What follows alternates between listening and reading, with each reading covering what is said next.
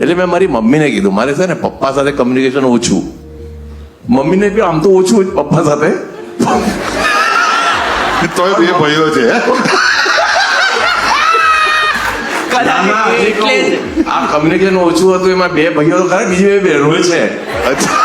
ઓ એટલે જ કમ્યુનિકેશન નહોતું. ના, પછી કમ્યુનિકેશન ઘટ્યું અને એટલે જ અટક્યા. એનીવે,